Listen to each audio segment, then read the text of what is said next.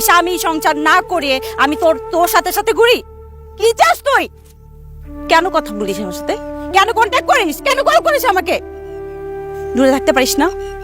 জানিস না আমার বিয়ে হয়ে গেছে, আমি অন্য মানুষের বউ? হ্যাঁ, আমার কনসেন্ট ছাড়া সে যা খুশি তা করতে পারে, কারণ আমি তার ওয়াইফ। যখন খুশি তখন। আমি কেন সরি বলতেছি তোকে? হ্যাঁ, আমি কেন এত এক্সপ্লেনেশন দিতেছি? নো,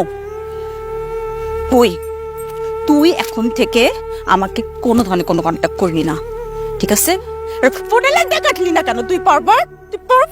হ্যাঁ, ফোনের লাইনটা কেন কাটলি না? কেন তুই সব শুনলি? কেন শুনলি তুই? কেটে দিলি সাঙ্গালো লাইনটা।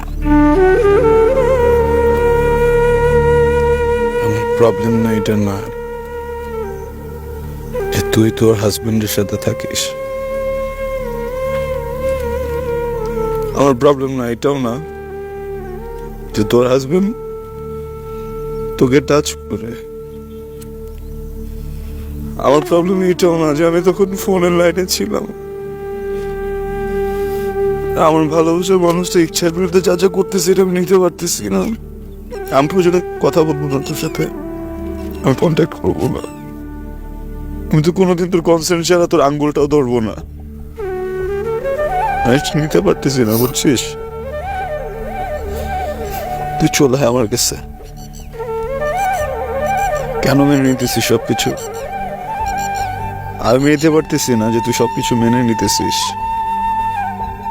আমি তোকে অনেক সুন্দর একটা জায়গায় নিয়ে যাবো, আমরা অনেক ভালো থাকবো। আমি আমার যত যত যত বদ অভ্যাস আছে আমি সব ছেড়ে দিব। যা, আর কোনোদিন কিছু করবো না। আমি খুব যত্নে রাখবো, তোকে অনেক আদর করবো, অনেক।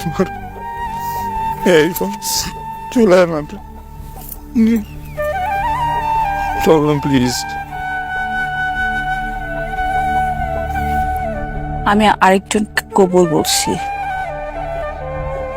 কবুল বলে তার লিগেল ওয়াইফ। এখন আমি সবকিছু বললেই হয়ে যায় না মেঘ। তুই যখন যেটা চাইবি তখন সেটাই হবে, হয় না?